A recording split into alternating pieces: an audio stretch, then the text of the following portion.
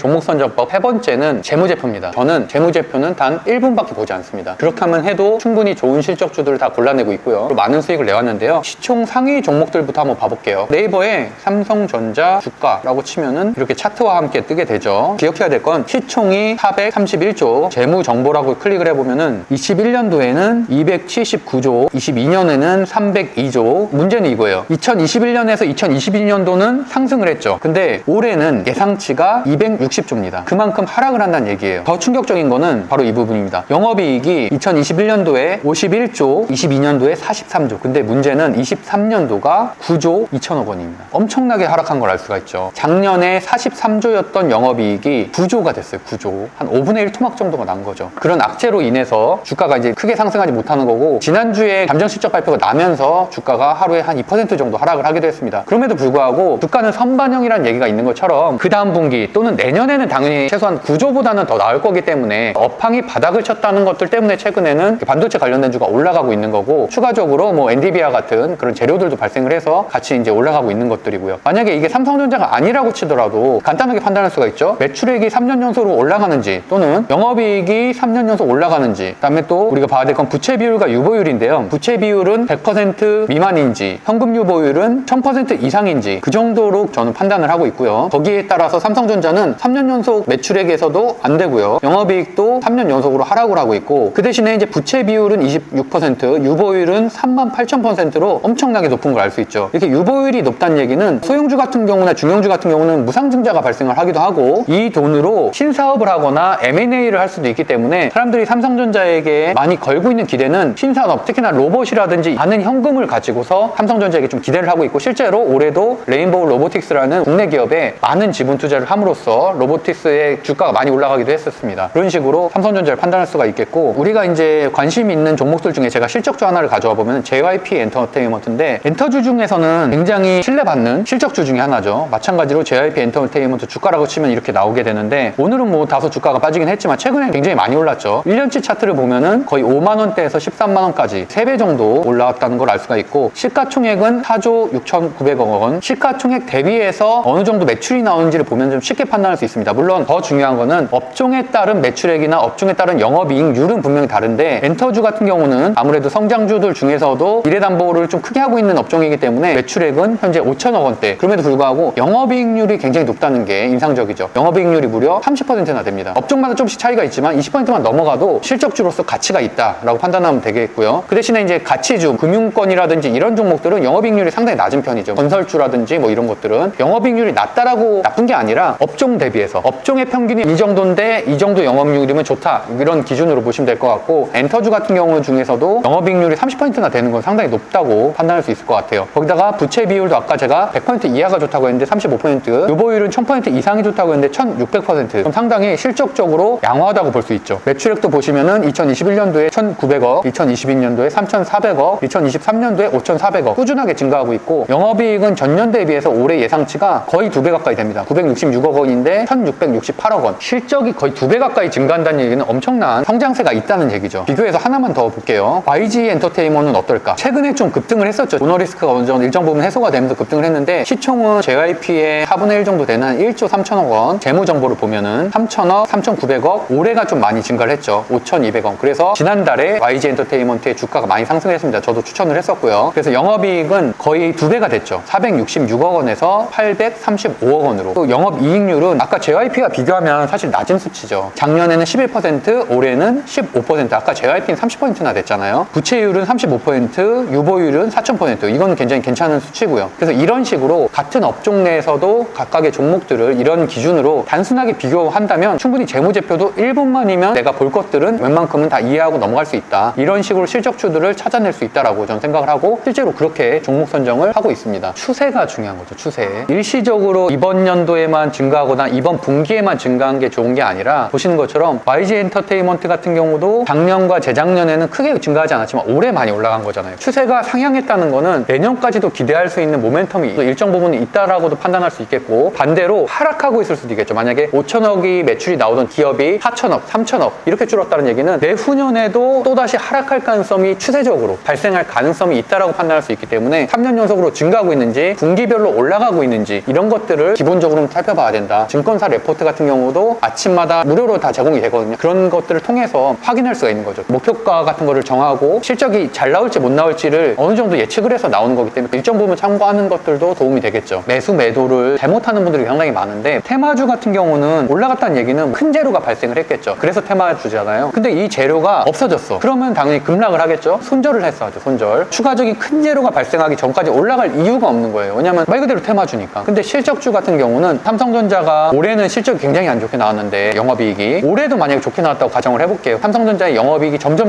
좋아지고 있어요. 근데 주가가 반대로 떨어지고 있다? 그래도 무조건 사야 된다는 얘기죠. 반영이 안 된 거니까. 또는 시장의 외부적인 환경이라든지 시장 악재라든지 작년처럼 이렇게 전쟁이 발생했다던가 대외적인 여건 때문에 안 좋을 수도 있기 때문에, 작년에도 사실 엔비디아가 굉장히 많이 급락을 했거든요. 마이크로소프트라든지 페이스북 같은 경우, 테슬라도 엄청나게 하락을 했잖아요. 그럼에도 불구하고 매출이 꾸준했다면 시장 환경이 안 좋아서 떨어진 것 뿐이니까 그때는 오히려 더 적극적으로 매수를 했다는 얘기죠. 그런 분들은 올해 대박이 난 거죠, 말 그대로. 그래서 투자에 대한 원칙이 있어야 된다는 거예요. 내가 실적주를 매수하겠다고 했으면은 사실은 실적이 올라가면은 아무리 주가가 떨어져도 오히려 더 사야지 겁날 필요가 전혀 없다는 얘기예요. 고생하셨습니다.